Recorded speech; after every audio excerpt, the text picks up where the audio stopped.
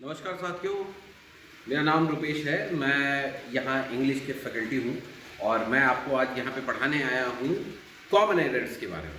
आज हम common errors के बारे में जानेंगे कि कॉमन एरर्स क्या होता है, कहाँ पे इसका सही उपयोग करना चाहिए, मतलब उसके यूसेस क्या होते हैं, इन सब के बारे में भी हम लोग जानेंगे। तो चलिए अभी शुरू करते हैं बिना टाइम गवाए। अगर आप हमारे चैनल पे पहली बार आए हैं, अगर आप फेसबुक पे मुझे देख रहे हैं तो हमारे चैनल को आप फॉलो ज़रूर करें और जहाँ तक हो सके अगर कोई इम्प्रूवमेंट की आपको ज़रूरत महसूस हो तो मुझे ज़रूर कमेंट करके बताएं कि जो इसमें और क्या मैं ऐड कर सकता हूँ। चलिए, और अगर आप मेरे फेसबुक पेज के अलावा अगर आप मेरे यूट्यूब पेज पर हैं तो हमारे फर्स्ट अटेम्प्ट चैनल को ज़रूर सब्सक्राइब कीजिए और साथ में आपको डिस्क्रिप्शन बॉक्स में हमारा जो ऐप का लिंक है उसके थ्रू आप ऐप भी डाउनलोड कर सकते हैं, जहां हमारे वेरियस टाइप के कॉम्पिटिटिव एग्जाम्स के क्वेश्चंस होते हैं और उसके अलावा जो है कोर्सेज होते हैं, तो आप उस कोर्सेज को भी देख सकते हैं। ठीक है, तो चलिए स्टार्ट करते हैं इसको। अभी हम लोग जानेंगे सबसे पहले ए एन तथा दी आर्टिकल्स का प्रयोग कहाँ कहाँ होता है। ठीक है, तो इसको जानने से पहले आपको मैं बता दूं कि सबसे ज़्यादा जो गलतियाँ होती हैं वो गलतियाँ कहाँ होती हैं, इसको ए एन दी में कैसे यूज करते हैं, किस तरीके से यूज किया जाता है। ठीक है, तो स्टार्ट करते हैं। देखिए, ए एन तथा दी आर्टिकल्स क्या है, कहाँ यूज होता है, इन सब के बारे में बात करते हैं। ठीक है, ए एन को इंडेफिनिट आर्टिकल कहते हैं तथा वो जो दी है उसको डेफिनिट आर्टिकल कहते हैं। डेफिनिट आर्टिकल क्या होता है इसको मैं आगे बताऊंगा, इसके यूसेस क्या है, यूज ऑफ ए एन कैसे करते हैं उसके बारे में भी हम लोग जानते हैं। ठीक है, तो आपको मैं बताऊं कि जो इसको जो यूज किया जाता है इसको कैसे हम लोग डिफाइन करेंगे, किस तरीके से यूज किया जाता है, इन सबको हम लोग अभी डिफाइन करते हैं। ठीक है, तो आगे बढ़ते हैं और जानते हैं कि जो क्या है इसमें, कैसे हम लोग इसको यूज करेंगे। ठीक है, ए एन का प्रयोग जो है ज्यादातर हम लोग जो उस शब्द का जो उच्चारण करते हैं वो किस पे निर्भर करता है ये जानिए। ठीक है, इसका प्रयोग जो होता है ना कि उस शब्द के स्पेलिंग पर होता है। ठीक है, ये बात ध्यान में रखना है कि जो ये जो चीज यहाँ पे लिखी हुई है कि जो स्पेलिंग, मतलब ये स्पेलिंग की बात जहां तक की जाती है तो उस स्पेलिंग की बात करेंगे तो ये स्पेलिंग जो साउंड करता है उस साउंड के अकॉर्डिंग ही हम लोग ए और एन का प्रयोग करते हैं। यदि वह शब्द ध्वनि यानी कि स्वर ध्वनि की बात कर रहा हूं मैं, वॉवेल साउंड करता है, वॉवेल आप तो जानते होंगे ए ई आई ओ यू होता है। ठीक है, इस ए ई आई यू से अगर साउंड करता है तो उसमें क्या करके प्रारंभ होता है, तो उसमें इसका प्रयोग करते हैं, किसका, एन का प्रयोग करते हैं, ए एन एन का प्रयोग करते हैं। और यदि शब्द व्यंजन ध्वनि होता है, ठीक है, यानी कि कॉन्सोनेंट, ठीक है, ए ई आई ओ यू को छोड़ के जितने भी शब्द होते हैं, जितने भी लेटर्स होते हैं उस लेटर्स को कॉन्सोनेंट कहते हैं। यानी कि रेस्ट 21 लेटर्स जो होते हैं वो अगर उससे स्टार्ट होता है, उसके जब तरह साउंड करता है तो हम लोग वहां पर ए का प्रयोग करते हैं। किसका प्रयोग करते हैं, ए का प्रयोग करते हैं। ठीक है, यहां पर बहुत बड़ा कंफ्यूजन होता है लोगों को, इसीलिए मैं आपको बता रहा हूं, इसको बड़े ध्यान से सुनिएगा कि जो आगे क्या होता है। ठीक है, अब इसका एक एग्जाम्पल देके मैं आपको बताऊंगा।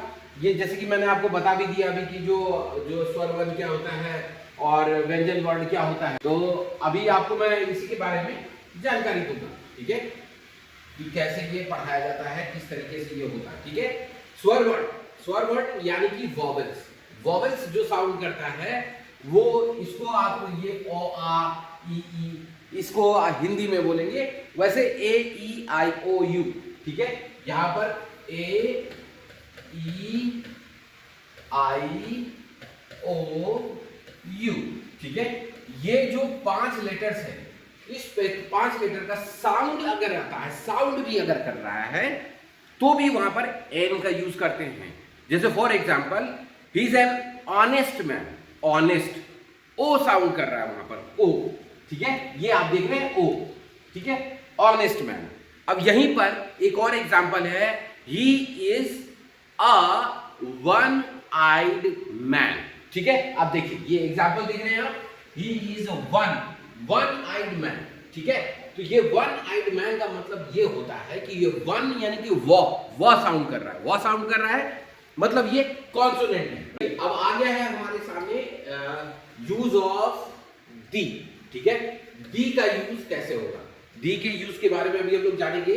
वाक्य में noun plus preposition plus noun का प्रयोग हो तो प्रथम नाउन, ये जो प्रथम नाउन है, फर्स्ट नाउन जो होगा, उसके पहले जो है हम लोग दी का प्रयोग करेंगे। लेकिन दी में कई सारे एक्सेप्शन यानी कि अपवाद भी होते हैं, ठीक है। उस अपवाद के बारे में भी मैं बताऊंगा आपको, और खास करके कुछ ऐसे टिप एंड ट्रिक्स दे रहा हूं जिस टिप एंड ट्रिक्स के थ्रू आप ये जान पाएंगे कि कितनी जल्दी आप दी का यूज कर सकते हैं, ठीक है। दी का यूज कैसे कर सकते हैं। ऑलराइट, सो आगे बढ़ते हैं और देखते हैं आगे क्या है। इसमें अभी हम लोग जानेंगे कि जो टिप्स को मैंने यहाँ पे लिख रखा है उस टिप्स को जानिए, ठीक है।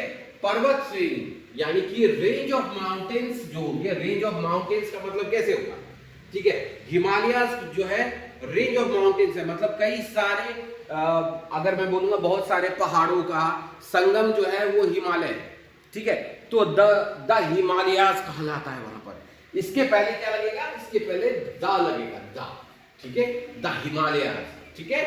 अब यहाँ पर एक चीज और ध्यान में रखिए कि जो एक वचन जैसे कि जो जिसको सिंगुलर नाउन्स कहते हैं, ठीक है। जैसे कि कोई चोटी है तो उस चोटी की अगर मैं बात करूं तो उस चोटी की बात करेंगे तो जैसे नोट यहाँ देखिए मैंने लिख रखा है, ठीक है। चोटी, पीक, पीक यानी कि जो पहाड़ एक वचन रूप में है, ठीक है। यानी कि सिंगुलर नाउन में जो है होते हैं उनके नाम के पहले दी का प्रयोग बिल्कुल नहीं होता है, नहीं होता है, समझ गए। दी का प्रयोग नहीं होता है, ठीक है, नहीं होता है यहाँ पर। जैसे कि माउंट एवरेस्ट वो हिमालय का एक पार्ट है, तो इसीलिए यहाँ पे माउंट एवरेस्ट एक माउंटेन का नाम है, इसीलिए इस पर माउंट एवरेस्ट पे दी नहीं लगाएंगे।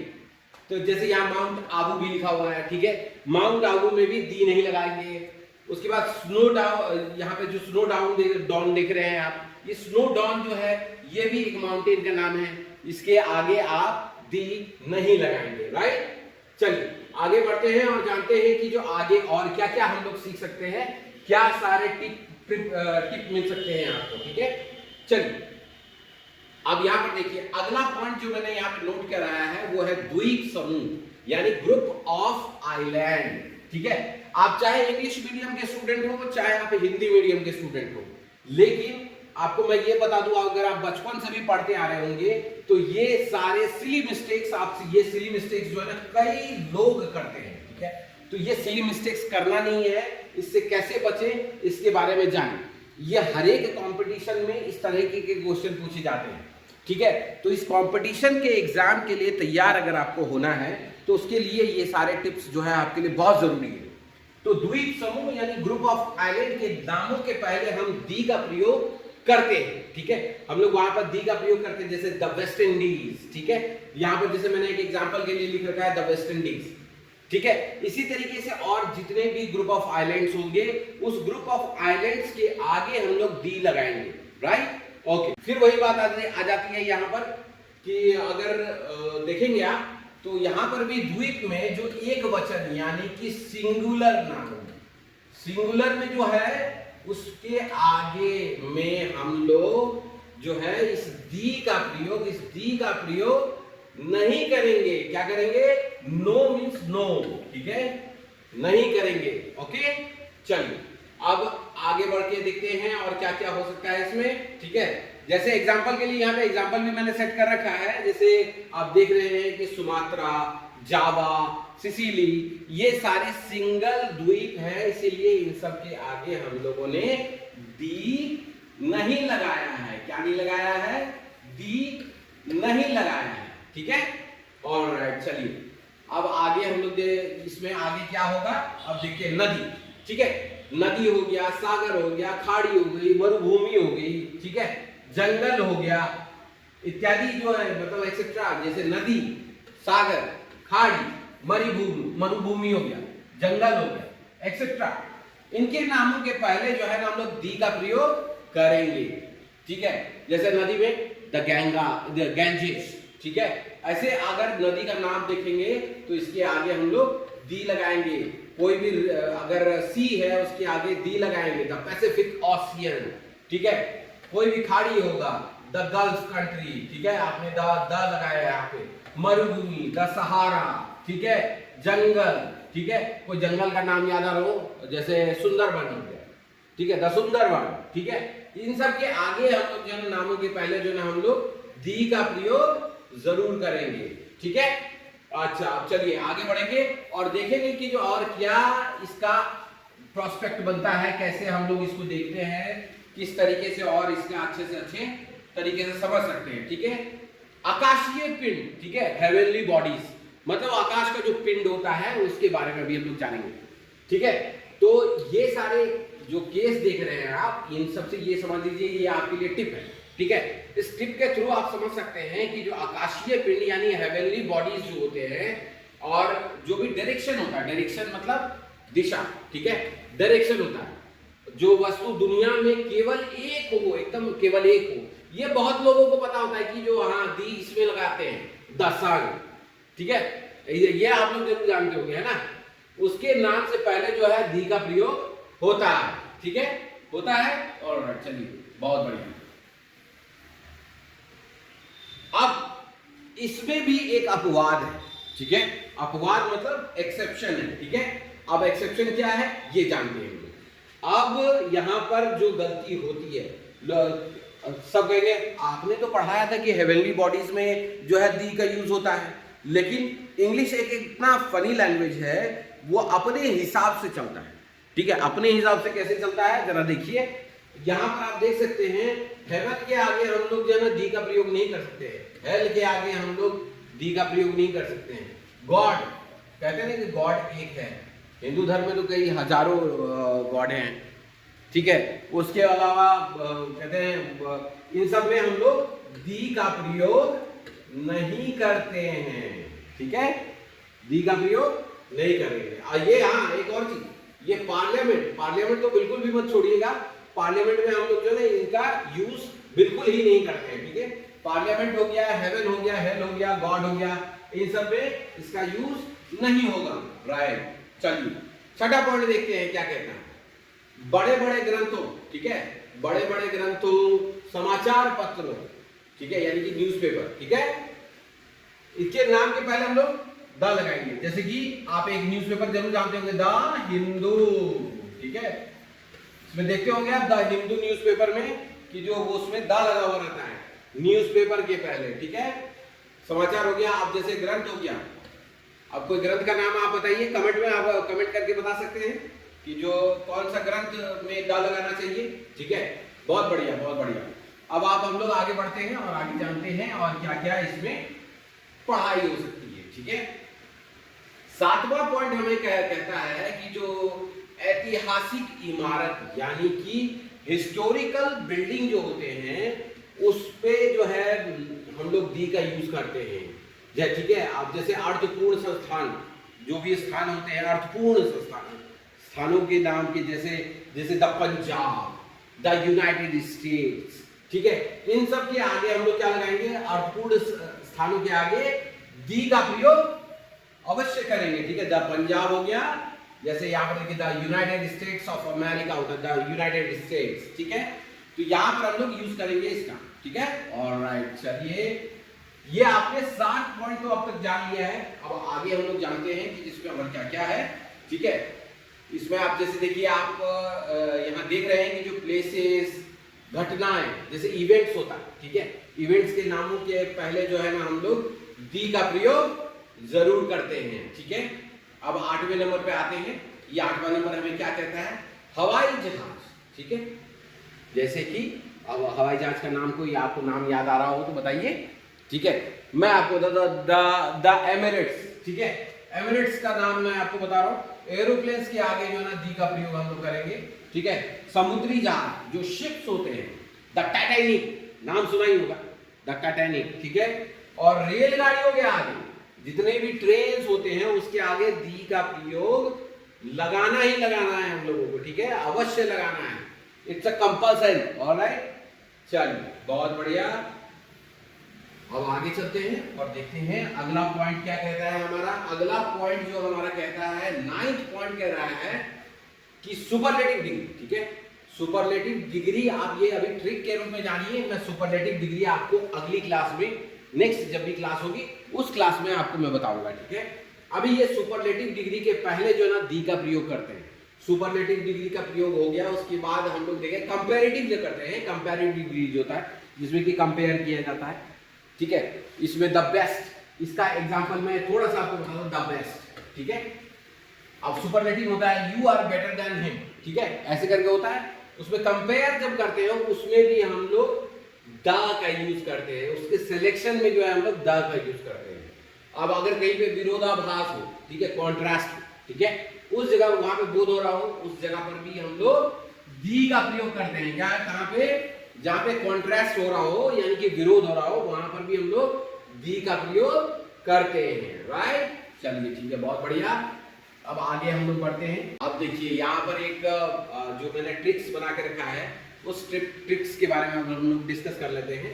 Omissions of articles. ठीक है, ओमिशंस ऑफ आर्टिकल्स के बारे में भी मैं बताऊंगा आपको। भाषाओं जैसे लैंग्वेज हो गया, जितने भी लैंग्वेजेस होते हैं उसके नाम के पहले आर्टिकल नहीं लगता है। ठीक है, नहीं लगता है। कोई भी लैंग्वेज जो होता है उसके आगे जो है ना हम कभी भी आर्टिकल का यूज नहीं करते हैं। राइट, चलिए बहुत बढ़िया।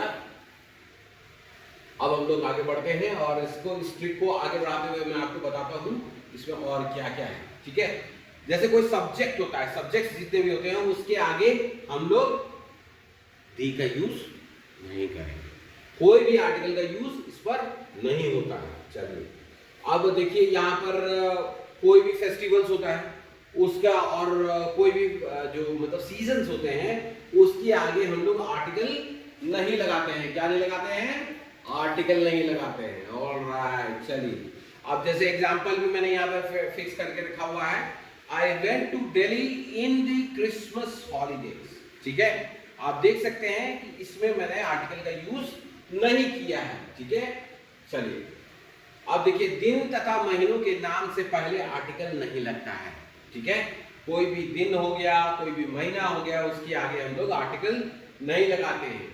बीमारियों के नाम से पहले आर्टिकल नहीं लगता है, लेकिन इसमें एक्सेप्शन है। ठीक है, एक्सेप्शन जैसे कि कुछ ऐसी बीमारियां थी जो आई और चली गई। ठीक है, उन बीमारियों में जैसे द प्लेग हो गया, द मिजल्स हो गया, द मम्प्स हो गया, द गॉट्स हो गया, ये सारी जो बीमारियां थी ये आई और चली गई, इसलिए इसमें द लगाया गया है। ठीक है, अब खेलकूद। ठीक है, एक पॉइंट और है, खेलकूद। खेलकूद के नामों से पहले आर्टिकल का प्रयोग नहीं होगा। ठीक है, भोजन सामग्री। ठीक है, कोई भी भोजन सामग्री होगा तथा भोजन के नामों से पहले आर्टिकल नहीं लगाते हैं हम लोग। ठीक है, कोई भी भोजन सामग्री हो गया या भोजन के नामों से पहले कभी भी आर्टिकल नहीं लगेगा। राइट, चलिए बहुत बढ़िया। अब हम लोग आगे देखते हैं। व्यक्ति, गांव, शहर, जिला, राज्य, देश, महादेश के खास नाम से पहले हम लोग आर्टिकल नहीं लगाते हैं। क्या करते हैं? आर्टिकल नहीं लगाते हैं।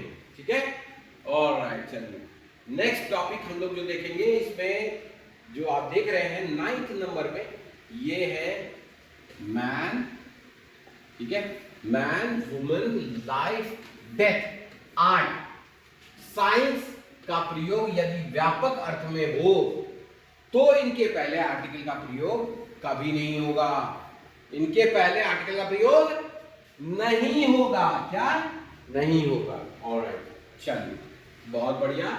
अब आगे जानते हैं कि इसके आगे का जो लास्ट पॉइंट है उसके बारे में मैं बताने से पहले आपको मैं बता दूं कि जो अगर आप हमारे चैनल पे अभी जस्ट आए हैं तो आप हमारे चैनल को सब्सक्राइब करना बिल्कुल ना भूलें। ठीक है, और अब आपको इंग्लिश की लेक्चर बराबर रूप में मिलती रहेगी। और इसके आगे आज जानने के लिए आप हमारे फेसबुक चैनल पे भी आप जा सकते हैं। फर्स्ट अटेम्प्ट चैनल का जो हमारा पेज है, उस पेज को सर्च करके आप वहाँ पर उसको फॉलो कर लीजिए। ठीक है, आपको दोनों जगह पे हमारी वीडियोस दिख जाएंगी और हमारा डिस्क्रिप्शन में जो है हमारा ऐप का लिंक दिया हुआ है, वहाँ से आप गूगल प्ले स्टोर से हमारा ऐप भी डाउनलोड कर सकते हैं। चलो बहुत बढ़िया। तो आगे बढ़ते हुए हम लोग देखते हैं कि जो 10वां पॉइंट हमें क्या कहता है। 10वां पॉइंट हमें कहता है कि जो school, church, college, hospital, prison, ठीक है, कोर्ट और बेड, इसके प्रयोग का मौलिक उद्देश्य के लिए होता है, ठीक है। तो अगर हो रहा है तो इनके पहले हम लोग आर्टिकल का प्रयोग नहीं करेंगे, ठीक है। नेक्स्ट क्लास में मैं कॉमन एरर्स के बाद नाउन्स पढ़ाऊंगा, ठीक है। तो कल नाउन्स पढ़ाने से पहले मैं आपको 2-4 और टिप्स दूंगा, और आपके जो डिफिकल्ट वर्ड्स हैं, सिनोनिम्स को कैसे सॉल्व करेंगे, प्रोनाउंस, नाउन, इन सबको कैसे आइडेंटिफाई किया जाता है, कैसे उसको करेक्ट किया जाता है, इन सब के बारे में मैं आपको बताऊंगा।